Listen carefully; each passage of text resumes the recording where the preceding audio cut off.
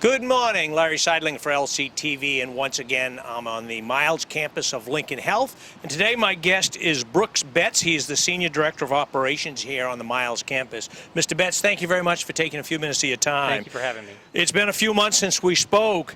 The last time we spoke, we went through a tent that was set up out front of the emergency room. I see that's gone. Why, and will that come back if necessary? Yeah, so it was a conscious decision to remove the tent because of the need. You know, we obviously we weren't sure what the surge was going to be, whether we were going to see a lot, and our community did a great job of flattening the curve, and so we really weren't using it, and it's an expensive thing to have in place. But we do know exactly how we put it together and how we took it apart. We've documented all that. So if we do have another wave that comes through and we need to put it back up, we will. But again, it was a conscious decision, and we felt like it wasn't needed at this time based on what was happening in our community. As more patients come back for needed services, what type of changes have you made in patient areas to assure safety, and what role do the facilities team make in those changes? Oh, so there's all kinds of things. You know, we're trying to create waiting areas that are socially distanced so that as patients come in, they have enough space between one another. We've actually added waiting room areas to make sure, again, that we keep not too many people in any one area at a time. We've put up all kinds of germ barriers within the organization, so very similar to what you might see at a Hannaford or any other place. The idea is that you're just making sure that you're protecting staff and the patients from one another, and then making sure that we have masks and hand sanitizers and everything, you know, in places where people can get access to it.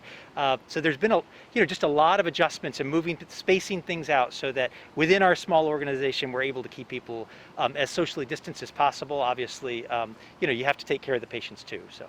I know a lot of the office staff have been working from home or furloughed. Are many of those folks coming back, and how do you prepare for their return? Yeah, so absolutely. There's been a lot of work. We actually, as part of Maine Health, are going through kind of a three-phase project to bring back both furloughed and people that were sent to work from home kind of in the March timeframe. And so this three-phase process, we have a group that came back on July 6th for the work from home. And we have two more phases. One will be in August and one will be in September. Our goal is to have more than 50% of those back, and I'll tell you, we're going to overachieve that. We probably will be in the neighborhood of 75% of the people will be back at that time. The furlough has been steadily coming down as we have ramped up our operations and bringing people back to work and have the patient load to do it. Now we just have a handful of people that just have, an hour or two here or there that they're furloughed. So it's really gotten down to where we have most everybody back to work at this point already. Has the social distancing requirements made it difficult to find adequate space for people returning to work? Yeah. Do some of these people have just new offices? Yeah, because we have areas where we have people sharing offices. So obviously we have to worry about, are they far enough apart? Do we have enough barriers between each other to stay safe as staff? So it has put a lot of pressure on our space needs, and we're having to get creative. We're taking in some cases, small conference rooms and turning them into offices. So it's working, and it's fine, but it does put some pressure on us, and we're just having to get a little creative with it. Do you have a target date for when all your furloughed people will be back? Yeah, September 1st is our target date to have everyone back, and I think we're going to be pretty close to having that. I mean, we might have just a dribs and drab if a person has an hour or two here and there, but that is normal operations. Anytime that you have an organization of our size, whether it's, if you have low census and on our med surg unit, you might have somebody who's off-site on low census just because you don't have enough patients there to care for. But so I would say by September 1st, we'll be back to what I consider normal operations. What are some of the behind-the-scenes things that your facilities and maintenance team has helped do during this pandemic? Yes, lots of moving things around. As you you heard about probably when you're meeting with Cheryl Dobbelstein was the chatterboxes.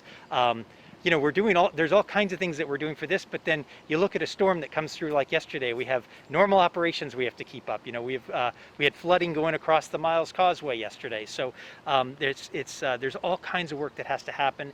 The social distancing is a big piece of it, truly, but there's also just the normal operations of keeping everything running, and we switch seasons from a cold season to a warm season. That means air conditioning systems are getting exercised and having to be tweaked and turned. So there's lots that's happening within the facilities environment to help kind of keep things going and prepare us for the new normal. We've heard about the great success the Chatterbox team created down at Cove's Edge, and what a huge hit that has been. That makes it must make you people that are behind the scenes a little bit really feel pretty good about yourselves. And so my question for you is personally, what has it meant for you to be part of this Lincoln Health team? Oh, well, so, I mean, it's an unbelievable experience. If you just mentioned the Chatterbox, and if you look at how our residents have had to stand or be apart from their families since February, because they had the flu that passed through the facilities first, and then we went into COVID. So they have been locked down literally since February, not being able to see their loved ones. And so this is their home, and so they're not able to have their loved ones come and visit them, and that's a very hard thing. So the Chatterbox has given us an opportunity, and I saw a picture that was taken the other day of I don't know whether it was a husband and wife or a brother and sister that were there, and they were both touching through the Chatterbox.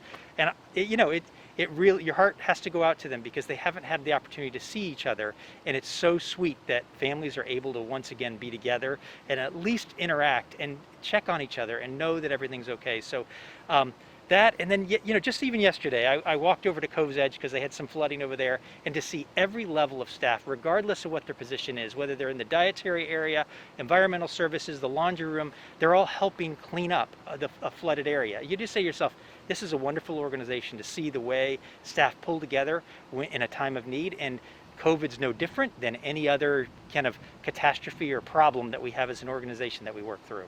Well, there's certainly a championship team. Yes. Mr. Betts, I want to thank you very much. Thank you. Brooke Betts, the Senior Director of Operations here at Lincoln Health, been my guest this morning. So LCTV, we're going to continue our weekly updates of this COVID pandemic here on the Miles campus. We'll be reporting weekly. We thank you for watching. Once again, I'm Larry Seidling with LCTV.